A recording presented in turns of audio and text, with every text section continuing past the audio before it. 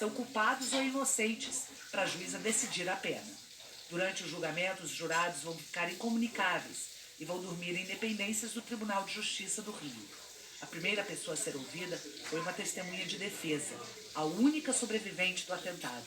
A jornalista Fernanda Chaves falou por videoconferência. No dia do crime, ela estava no carro, ao lado de Marielle. No momento da rajada, eu percebi que era uma rajada na minha direção, na direção do carro que a gente estava. Eu, num reflexo, eu me encolhi, me abaixei, estava atrás do Anderson, a Marielle estava imóvel. Senti o braço dela por cima de mim, o peso do corpo dela em cima de mim, me dominou completamente. Embora sejam 7 anos quase desse atentado, não há normalidade. Já chegou, já. Ela estava aqui... O depoimento da Fernanda Chaves durou cerca de 1h20. Depois, quem começou a depor foi a mãe da Marielle Franco, a dona Marinete Silva, falou por cerca de 45 minutos. Presencialmente, ela fez questão que os réus estivessem acompanhando o depoimento dela.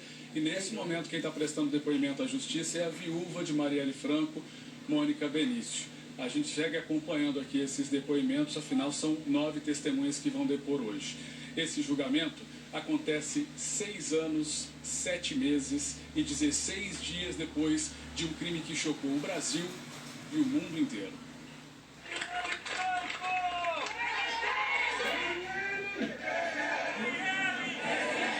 É um processo muito árduo, né? Que a gente tem que ficar alerta, então foram anos e ainda é uma etapa de muita luta, né? Pra gente continuar pressionando e mobilizando, né? A sociedade à espera do veredito. De um caso que envolveu uma investigação cheia de idas e vindas, com trocas de autoridades no comando das investigações, com tentativa de federalizar a apuração do crime, com promessas de governos. Hoje estão no banco dos réus os 2 homens que tiraram a vida da vereadora Marielle Franco e do motorista Anderson Gomes na noite de 14 de março de 2018.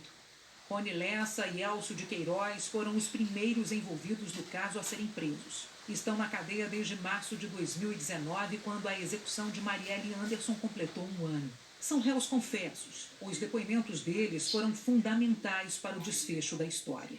Em julho do ano passado, Elcio de Queiroz fez um acordo de delação premiada com a Polícia Federal. Afirmou ter dirigido o carro usado na emboscada e que Lessa fez os disparos. Nesse momento ele falou, é agora. Agora ele tem parede. Eu subi a rajada. Caiu as calças em mim e ele, vambora. Rony Lessa decidiu colaborar 1 mês depois do cúmplice.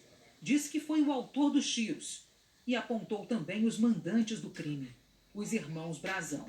Chiquinho Brazão, deputado federal, e Domingos Brazão, conselheiro do Tribunal de Contas do Estado do Rio. Segundo Lessa, eles ofereceram um loteamento clandestino que valeria milhões de reais. Na verdade, é criar uma milícia. A questão valiosa ali é o quê? É a manutenção da milícia, porque a manutenção da milícia vai trazer voto. Eu fui chamado com a sociedade. Ainda de acordo com Lessa, Marielle poderia ser uma pedra nos negócios futuros dos irmãos Brazão e deveria ser eliminada. Ela teria convocado algumas reuniões, uma reunião com várias lideranças comunitárias para aquela área lá de Jacarepaguá. E justamente para falar sobre esse assunto, para que não houvesse adesão a novos loteamentos da milícia. Então, isso foi o que o Domingos passou para a gente, assim, de uma forma rápida, que a Marielle vai atrapalhar e nós vamos seguir isso aí. Para isso, ela tem que sair do caminho. Lessa também delatou a participação de outra autoridade no planejamento do assassinato, o delegado Rivaldo Barbosa, ex-chefe de Polícia Civil do Rio.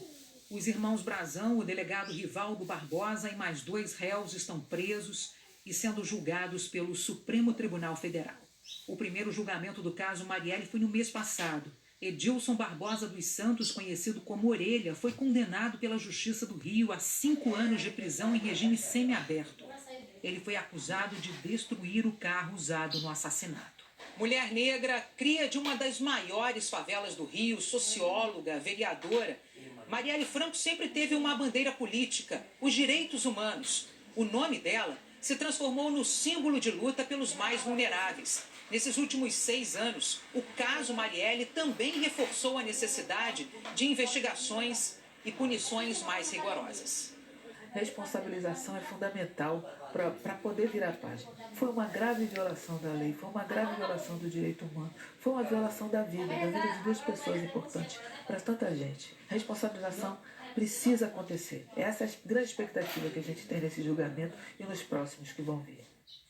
A defesa do deputado federal Chiquinho Brazão, sem partido, diz que ao longo da instrução ficou demonstrada a inocência do acusado.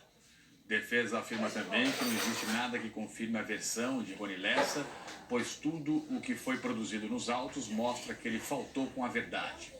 Nós não conseguimos contato com as defesas de Domingos Brazão e do delegado Rivaldo Barbosa.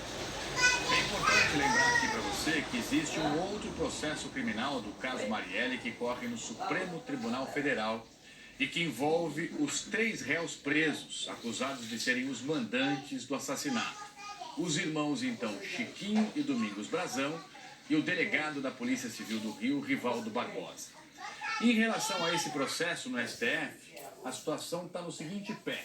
Terminaram as audiências de instrução. Isso significa que todas as partes foram ouvidas e que não há mais ninguém para ser ouvido.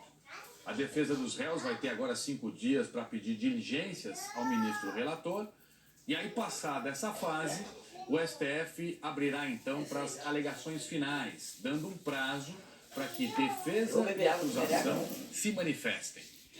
Pelo que eu consegui apurar com fontes que acompanham o processo, a intenção é julgar o caso Marielle no STF ainda este ano, porque os réus estão presos, a não ser que eventuais diligências não permitam, estourando os prazos.